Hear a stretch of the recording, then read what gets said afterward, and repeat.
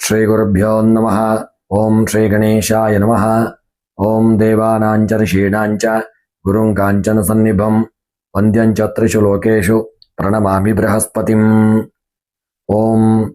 ಸ್ನೇಹಿತರೆ, ಮೀನರಾಶಿಯ ಎಲ್ಲ ಸ್ನೇಹಿತ ಮಿತ್ರರಿಗೆ ಸೆಪ್ಟೆಂಬರ್ 2025 ತಿಂಗಳ ಮಾಸ ಭವಿಷ್ಯ ಕಾರ್ಯಕ್ರಮಕ್ಕೆ ಆತ್ಮೀಯವಾದಂತಹ ಸ್ವಾಗತವನ್ನು ಕೋರುತ್ತಾ, ಈ ತಿಂಗಳು ನಿಮಗೆ ಮೀನರಾಶಿಯವರಿಗೆ ಜೀವನದಲ್ಲಿ ಬರತಕ್ಕಂತಹ ಎಲ್ಲ ಕಷ್ಟಗಳು, ತೊಂದರೆಗಳು, ತಾಪತ್ರಯಗಳೆಲ್ಲ ಈ ತಿಂಗಳಲ್ಲಿ ದೂರವಾಗಿ ನಿಮ್ಮ ಸಕಲಾಭೀಷ್ಟಗಳನ್ನೆಲ್ಲ ಭಗವಂತ ಅನುಗ್ರಹಿಸಲಿ ಎಂದು ದೇವರಲ್ಲಿ ಪ್ರಾರ್ಥನೆಯನ್ನು ಮಾಡುತ್ತಾ, ಈ ತಿಂಗಳ ಸಂಪೂರ್ಣವಾದಂತಹ ಒಂದು ಭವಿಷ್ಯದ ವಿವರವನ್ನು ತಿಳಿಯೋಣ.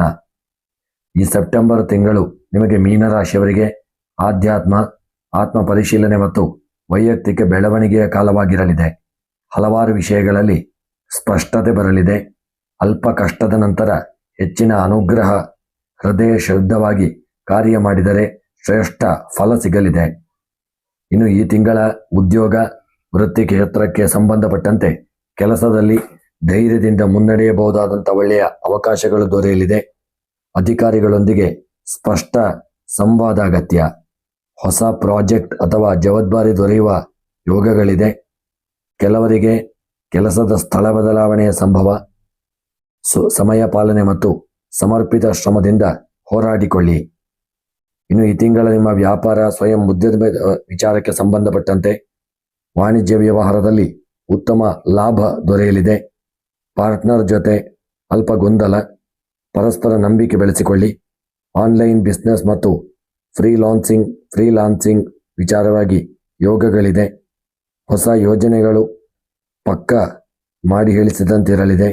ತಕ್ಷಣ ನಿರ್ಧಾರ ತೆಗೆದುಕೊಳ್ಳದಿರತಕ್ಕಂಥದ್ದು ಒಳ್ಳೆಯದು.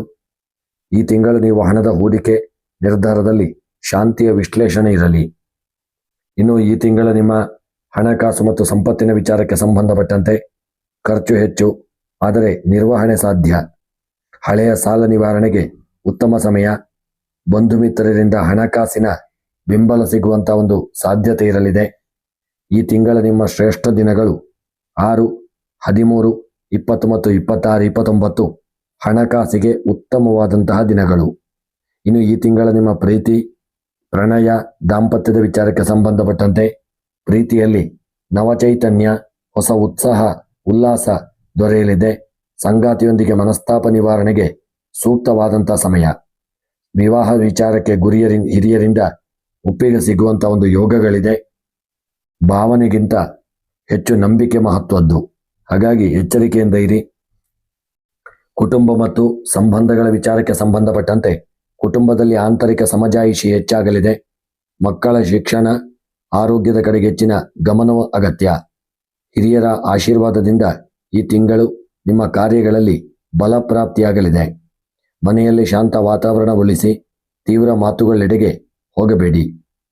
ಇನ್ನು ಈ ತಿಂಗಳ ನಿಮ್ಮ ವಿದ್ಯಾರ್ಥಿಗಳು ಮತ್ತು ಸ್ಪರ್ಧಾತ್ಮಕ ಪರೀಕ್ಷೆಗಳ ವಿಚಾರಕ್ಕೆ ಸಂಬಂಧಪಟ್ಟಂತೆ ಒತ್ತಡದ ನಡುವೆ ಸಾಧನೆ ಸಾಧಿಸುವ ಶಕ್ತಿ. ಸ್ಪರ್ಧಾತ್ಮಕ ಪರೀಕ್ಷೆಗಳಿಗೆ ತಯಾರಿ ಮುಂದುವರಿಸಿಕೊಳ್ಳಿ. ಪಠ್ಯಾಭ್ಯಾಸದಲ್ಲಿ ಸ್ತಬ್ಧತೆ ಎದುರಾಗಬಹುದು. ಮಾರ್ಗದರ್ಶನ ಬೇಕಾಗಬಹುದು. ಅಧ್ಯಯನಕ್ಕೆ ಈ ತಿಂಗಳು 5, 9, 18, 25 ಈ ತಿಂಗಳ ಶ್ರೇಷ್ಠ ದಿನಗಳು. ಇನ್ನು ಆರೋಗ್ಯದ ವಿಚಾರಕ್ಕೆ ಸಂಬಂಧಪಟ್ಟಂತೆ ತಲೆನೋವು, ನೆಗಡಿ, ದೇಹದ ದುರ್ಬಲತೆ ಕಂಡುಬರುವ ಸಾಧ್ಯತೆ ಇರಲಿದೆ. ಹೆಚ್ಚಿನ ಕೆಲಸದಿಂದ ನಿದ್ರೆ ಕಡಿಮೆಯಾಗಬಹುದು.